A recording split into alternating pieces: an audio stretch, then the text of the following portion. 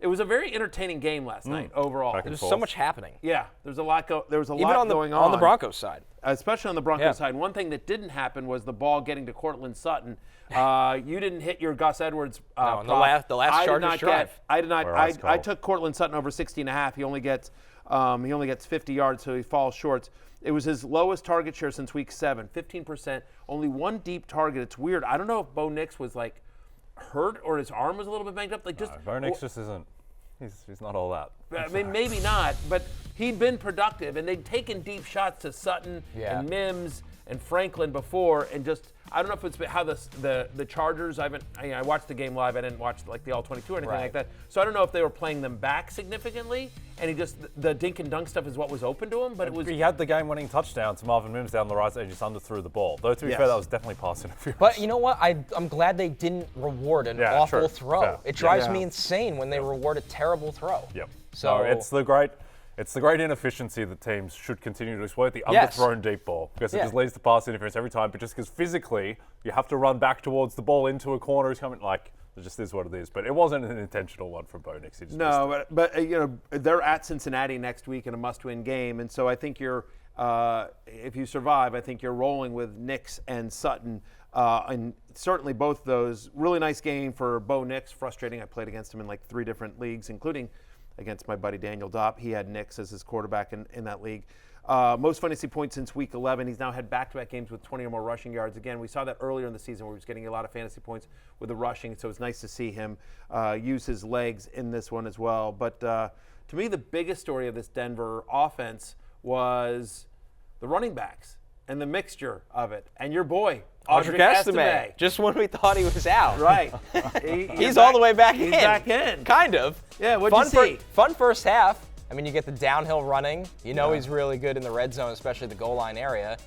But unfortunately, and this is kind of the case with Audric Estime, and especially on this team, he's not going to factor in the pass game at all, and they completely got away from him in the second half. Look at that smile, by the way. That's a great photo of Estime. Well, look at the contrast. Yes. Javonte Williams is like, I've been through some stuff over the last couple of years. Audric Estime is like, I'm so happy to be in the NFL. It really is. When you look at these two photos, Audric Estime is like, I'm in the NFL, man. I'm happy. This rules. And Javonte Williams is like, listen, I'm just here so I don't get fined. Yeah. This is like, multiple ligament tears. My coach doesn't know when he wants to give me the ball. Yeah. It's been hard out here. Yeah.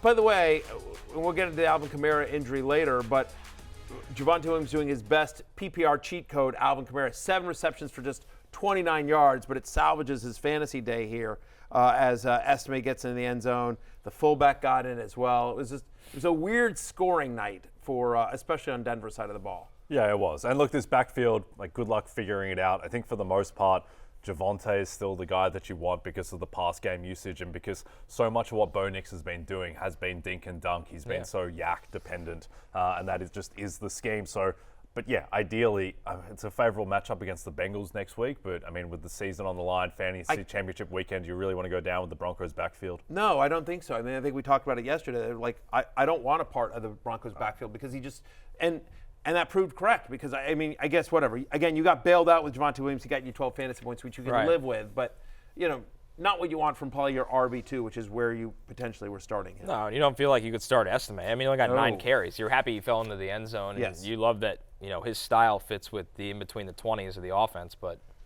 yeah, there's just no sustainability with this backfield right now. Yeah, no, it's a terrible backfield. Let's take a look at backfield. Let's take a look at the. For fantasy, it's a frustrating backfield. One of the worst backfields I've ever seen. Yeah, hope they all retire. Of all time. Them and Tyler Lockett. Audric Estime's right gonna off into retire. the sunset. It's a kind of backfield for me to poop on. There you go. That's a Triumph thing. There you go. You guys don't get it. But Yeah, I do now. The audience at home, I still they don't laugh. get it. Hey, it's Matthew Berry from NBCSports.com and RotorWorld.com, and I want to thank you so much for watching whatever it is you just watched, or if nothing else, being too lazy to click out of the autoplay after this video started, after whatever it is you actually wanted to watch finished. But now that you're here, I'd like to take a moment here to ask you respectfully now, okay? I'm asking you respectfully to subscribe to the NFL on NBC YouTube channel. You'll get the latest Roto-World fantasy news headlines, all sorts of great shows, including my own Fantasy Football Happy Hour. So go subscribe now. Again, I'm asking respectfully.